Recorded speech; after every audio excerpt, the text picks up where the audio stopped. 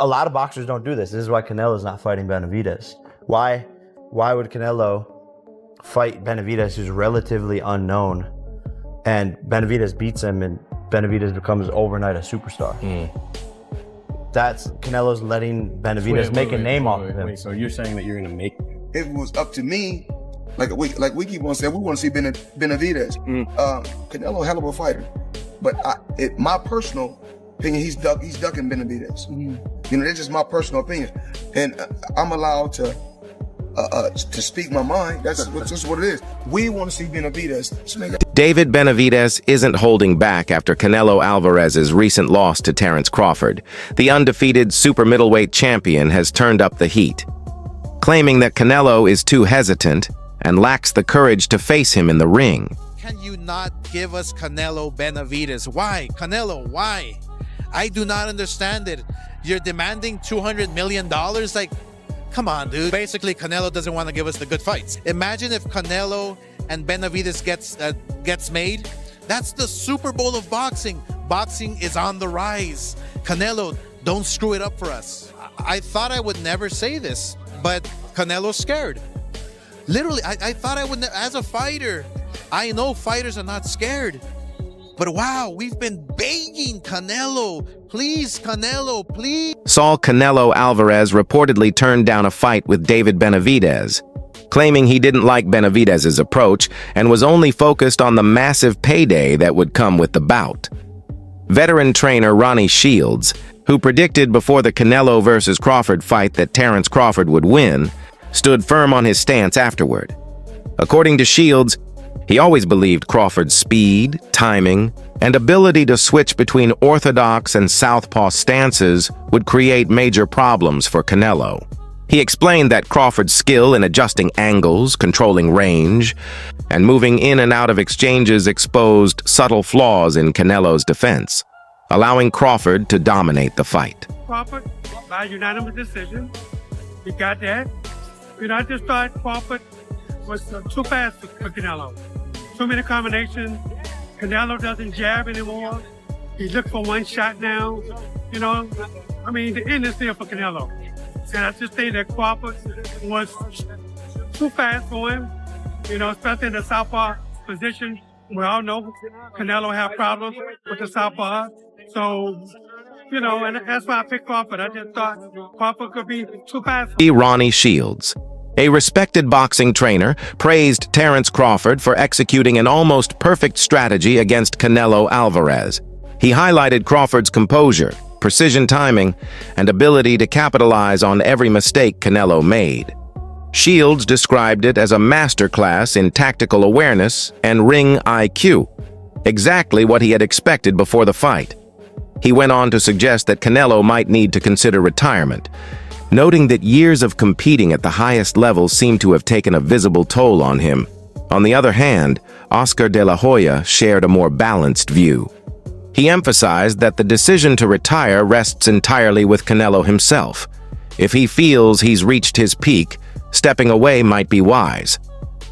However, de la Hoya also advised Canelo to be strategic about his future matchups. De la Hoya expressed deep admiration for Crawford's performance, calling him one of the most gifted fighters when it comes to reading styles and counterpunching. He said Crawford's dominance was a powerful reminder of why he's regarded as one of the most adaptable and intelligent boxers in the sport today. Crawford is older than Canelo, so we can't use the excuse that he's older, right? We can't use the excuse that, oh, well, you know, he moved around too much. Well, it's your job to figure him out, right? Just like Chavez would figure out a fighter, just like I would figure out a fighter, just like any real great fighter can figure styles out. That's your job. I think Crawford did a tremendous job. Kudos to him. Sky's the limit for Crawford, and I really don't know where Canelo goes. Oscar de la Hoya, the legendary former boxer and renowned promoter, didn't stop at commenting on Canelo Alvarez's next moves after the historic fight. He also analyzed Terence Crawford's journey and future prospects in the sport. According to De La Hoya, Crawford's confidence and self-belief are unmistakable, qualities that will continue driving him toward even bigger challenges. He noted that Crawford seems completely comfortable and in control at super middleweight, with little reason to move back down to 154 pounds. However, De La Hoya acknowledged that Crawford might consider returning to 160 pounds if a major, highly anticipated fight were to present itself. De La Hoya also mentioned that one of the most exciting potential matchups for Crawford right now would be against rising star Virgil Ortiz Jr. He believes such a bout would deliver the kind of high-energy, action-packed spectacle that matches Crawford's current legacy and would undoubtedly captivate boxing fans worldwide. Commensurate with Crawford's current status. About Virgil and Crawford at 160. Imagine that. Would be incredible. So there's a good possibility that Crawford will stay at 168, most likely go down to 160. I don't think he's going to touch 154. I think he'll stay at 160 eventually and try to find the biggest fights possible.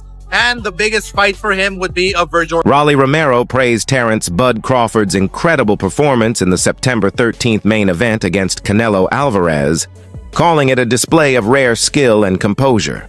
According to Romero, it takes something truly special to hand Canelo a loss, and Crawford proved he has that special quality. Romero noted that the early rounds were tightly contested, with Canelo pressing forward and keeping the fight close.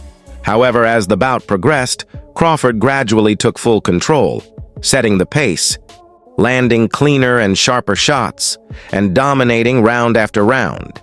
He emphasized that Crawford's ability to adjust and strategize mid-fight against such a high-caliber opponent is proof of his greatness.